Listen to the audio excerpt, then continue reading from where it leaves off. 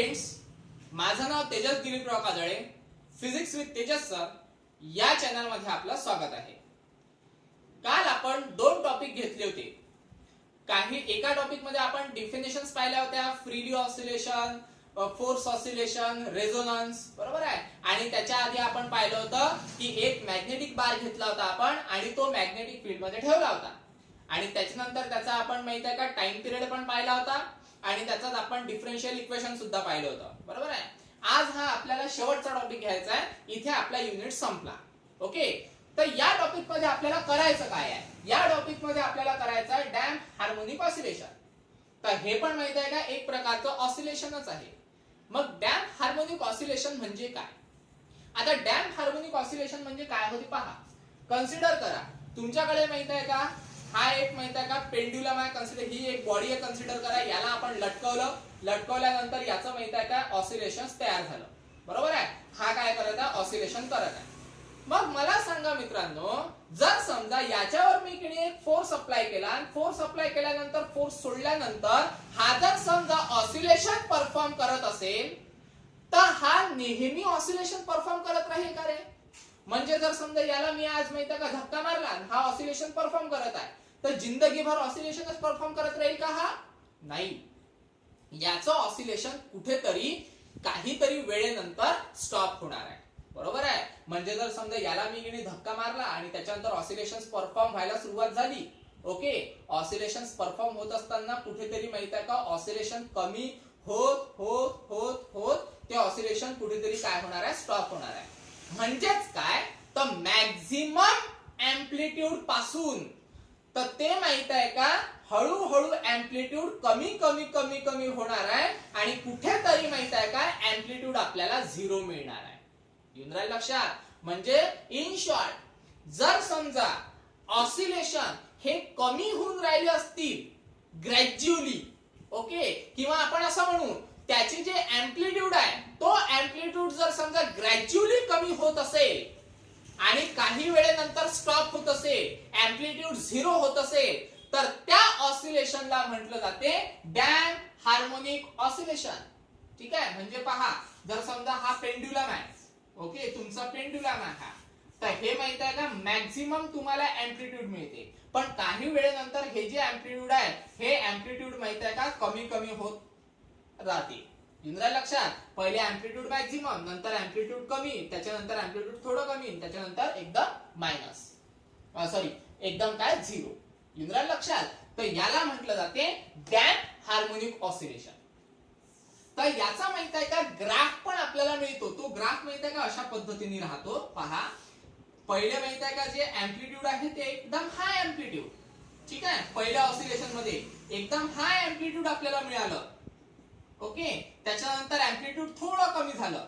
Okay, मग amplitude कसं झालं आपल्याला एकदम थोडंसं कमी झालं. ठीक आहे, त्याच्यानंतर माहित आहे का एम्प्लिट्यूड अजून कमी झालं. ओके, इथे एम्प्लिट्यूड खूप कमी झालं आणि त्याच्यानंतर माहित आहे का असं होत होत होत होत माहित आहे का एकदम एम्प्लिट्यूड काय मिळणार आपल्याला 0. तर हा जो ग्राफ मिळतो आहे आपल्याला, ओके, डिक्रीजिंग ऑर्डरनी, त्याला माहित आहे का आपण काय म्हणत असतो? डॅम्प हार्मोनिक ऑसिलेशन असं म्हणत असतो. ठीक आहे, एम्प्लिट्यूड मॅक्झिमम, एम्प्लिट्यूड कमी, एम्प्लिट्यूड अजून कमी, एम्प्लिट्यूड अजून कमी आणि नंतर 0. त्याला काय म्हटलं जाते? Damped harmonic oscillation. मग आता माहित आहे का एम्प्लिट्यूड कमी होऊन राहिलं तर मग आपण त्याला कमी करतोय का? नाही. ते माहित आहे का जर समजा एखादा आपल्याकडे पेंड्युलम असेल, पुन्हा एक पेंड्युलम काढतो मी, ओके, आणि हा पेंड्युलम जर समजा की हालून राहिला म्हणजे जर समजा की ऑसिलेट होत आहे तर याचा जो आपण स्ट्रिंग आहे तो स्ट्रिंग जो आपण रिजिड सपोर्टला बांधला त्याच्या फ्रिक्शन मुळे माहित आहे का ते ऑसिलेशन कमी कमी होत राहते.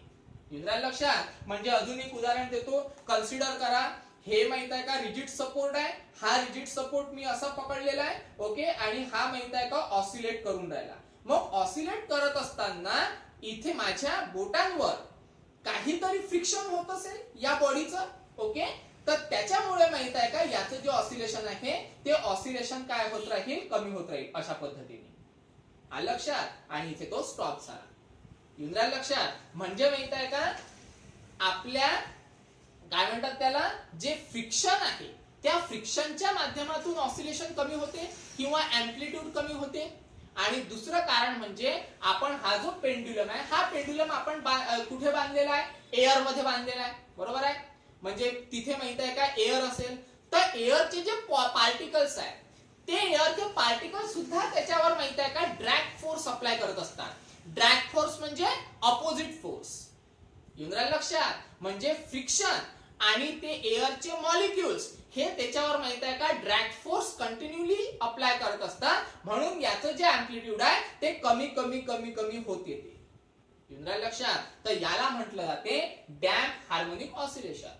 मग आपण की नाही बोलताना बोललो की याच्यावर माहित आहे का ड्रॅग फोर्स अप्लाय होतो. ड्रॅग फोर्स म्हणजे अपोजिट फोर्स. म्हणजे जर समजा हा जो काय म्हणतात त्याला अँप्लिट्यूड पार्टिकल, हा पार्टिकल परफॉर्म करत असेल ऑसिलेशन, तर याच्यावर माहित आहे का अपोजिट फोर्स अप्लाय होतात आणि त्याचं ऑसिलेशन काय होते, कमी होते. मग तो जो फोर्स आहे त्याच फोर्सला आपण माहित आहे का ड्रॅग फोर्स असं म्हणतो. आणि तो जो फोर्स आहे त्याच फोर्सला आपण माहित आहे का डॅम्प फोर्स असं सुद्धा बोलू शकतो. लक्षात. मग आता माहित आहे का एक आपल्याला इक्वेशन मिळते. कोणते इक्वेशन पहा. तिथे आपल्याला जो फोर्स आहे म्हणजे डॅम्प फोर्स, हा डॅम्प फोर्स म्हणजे त्याला मी एफडी ने डिनोट करतो. ओके. तो डॅम्प फोर्स माहित आहे का हा डायरेक्टली प्रपोर्शनल असतो कोणाला, तर व्हेलॉसिटीला. इकडे लक्षात. म्हणजे जेवढा जास्त तुम्ही डॅम्प फोर्स अप्लाय कराल तेवढा जास्त माहित आहे का त्याची जी व्हेलॉसिटी आहे ही व्हेलॉसिटी कमी कमी होत राहील. लक्षात. म्हणजे कमी कमी होत राहील म्हणजे ते जे अँप्लिट्यूड आहे ते अँप्लिट्यूड कमी कमी होत राहील. मग आता व्हेलॉसिटीचा कसा काय विषय आहे तर पहा. आता हा जो व्हेलॉसिटी आहे, ओके, या व्हेलॉसिटीला आपण काय लिहितो रे, म्हणजे याची डेफिनेशन काय असते, dx अपॉन dt. बरोबर आहे. म्हणजेच माहित आहे का जेवढा तुम्ही ड्रॅग फोर्स अप्लाय कराल तेवढा माहित आहे का डिस्प्लेसमेंट चेंज होत राहील विथ रिस्पेक्ट टू टाइम. जेवढा ड्रॅग फोर्स अप्लाय करा तेवढा माहित आहे का डिस्प्लेसमेंट चेंज होईल विथ रिस्पेक्ट टू टाइम. ठीक आहे. डिस्प्लेसमेंट का बरं, कारण पहिला माहित आहे का मॅक्झिमम अँप्लिट्यूड, ठीक आहे, त्याच्यानंतर मिनिमम अँप्लिट्यूड, ओके, म्हणजे कमी अँप्लिट्यूड, बरोबर आहे. म्हणजे डिस्प्लेसमेंट चेंज झाली. पहिली डिस्प्लेसमेंट एवढी होती, आता कन्सिडर करा डिस्प्लेसमेंट एवढी झाली, ओके, मग अजून कमी, मग अजून कमी, म्हणजे डिस्प्लेसमेंट माहित आहे का विथ रिस्पेक्ट टू टाइम नी काय होत चालली, कमी कमी होत चालली. कधी, ज्या वेळेस आपण ड्रॅग फोर्स अप्लाय करत आहे. म्हणून मग माहित आहे का Ft is directly proportional to the dx/dt. मग तुम्हाला माहित आहे की जर समजा डायरेक्टली प्रोपोर्शनल इक्वल टू च्या साइनने रिप्लेस केलं तर तिथे एक कॉन्स्टंट येतो. कॉन्स्टंट घ्यायचा आहे आपल्याला इथे r, ओके, आणि मिळणार आपल्याला dx/dt हे ऍज इट इज. पण नुसतं माहित आहे का एवढं इक्वेशन राहणार नाही, त्याच्यासोबत मिळेल आपल्याला मायनस. तुम्ही म्हणाल पुन्हा मायनस कसं काय, तर जो ड्रॅग फोर्स आहे तो अपोजिट डायरेक्शननी अप्लाय होऊन राहिला. म्हणजे या डायरेक्शननी जर समजा काय मिळून राहिला आपल्याला ऑसिलेशन, तर त्याच्या माहित आहे का ऑपोजिट डायरेक्शननी तो ड्रॅग फोर्स आपल्याला पाहायला मिळून राहिला. आलं लक्षात. म्हणून मग माहित आहे का आपण काय केलं इथे मायनस साइन घेतलं. ओके. त्याच्यानंतर हे मिळालं ड्रॅग फोर्स. आणि भाऊ एक फोर्स तर राहतोच कंटिन्यू. तो कोणता फोर्स रे, F is equal to minus kx आहे ना, बरोबर ना. हा फोर्स कंटिन्यू राहतो कारण जिथे ऑसिलेशन्स तिथे हा फोर्स, ज्याला आपण रिस्टोरिंग फोर्स असं म्हणत होतो, तर रिस्टोरिंग फोर्स म्हणतो म्हणून त्याला मी माहित आहे का Fr असं लिहितो. ओके. त्याच्यानंतर आता काय होते पहा. म्हणजेच माहित आहे का हे दोन्ही फोर्सेस आपल्या पेंड्युलमवर सायमल्टेनियसली अप्लाय होत आहे. लक्षात. म्हणून मग माहित आहे का या दोघांचा आपल्याला करावं लागेल ऍडिशन. ठीक आहे. तेव्हा आपल्याला मिळणार रिझल्टंट फोर्स त्या पार्टिकलवर, त्या पेंड्युलमवर. ओके. तर मग रिझल्टंट फोर्सला आपण किती सरळ सरळ F म्हणू, आणि रिझल्टंट कोणाचा रिझल्ट द्यायचा आपल्याला Fd आणि Fr चा. म्हणजे सरळ सरळ आपण म्हणू Fd plus Fr. Okay. Ft ची व्हॅल्यू किती आहे रे बा, Fd म्हणजे minus r into dx/dt. Okay. त्याच्यानंतर प्लस Fr ची व्हॅल्यू किती आहे, मायनस ऑफ kx.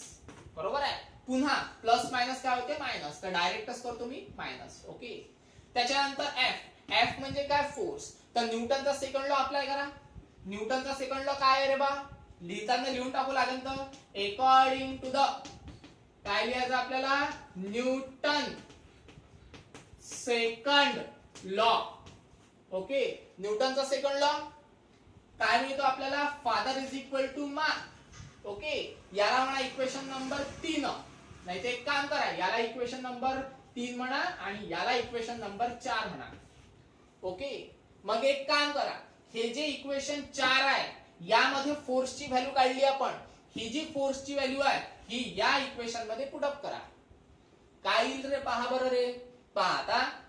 म्हणजे आपल्याला काय मिळते? फ्रॉम 4 म्हणजे इक्वेशन 4 वरून इक्वेशन जे 3 आहे, ठीक आहे, ते इक्वेशन 3 कसं चेंज होते पहा. म्हणजे इक्वेशन 4 वरून इक्वेशन 3 कसं चेंज होते? कसं चेंज होईल? सिंपली काय करणार आहे, ही जी एफ ची व्हॅल्यू आहे ही एफ ची व्हॅल्यू आपल्याला कशामध्ये ठेवायचं आहे? या इक्वेशन मध्ये ठेवा. मग या एफ च्या जागेवर काय ठेवावं लागेल आपल्याला? M A. ओके, त्याच्यानंतर बाकी पूर्ण term as it is minus R dx upon dt minus काय आहे आपल्याकडे? k into x. ओके, त्याच्यानंतर पुन्हा m as it is a. Acceleration, acceleration म्हणजे रे, ऍक्सेलरेशन म्हणजे होते d2x अपॉन dt स्क्वेअर. बरोबर आहे? काय होते? d2x upon dt square. याच्याबद्दल आपण की भरपूरदा बोललो आहे, म्हणून मी तुम्हाला डबल काही सांगत बसत नाही. ठीक आहे, डायरेक्टली अप्लाय करायचं. त्याच्यानंतर इज इक्वल टू पुन्हा ही term as it is minus R dx upon dt. Okay, minus kx. एक काम करा, हा जो एम इकडे मल्टिप्लाय आहे याचा तंगडोळा तिकडे डिवायडेडला चालला जाईल तो. बरोबर? मग काय होते पहा बरं. मग आपल्याला काय मिळते पहा. आता काय मिळते? d2x upon dt square. This implies d2x upon dt square as it is.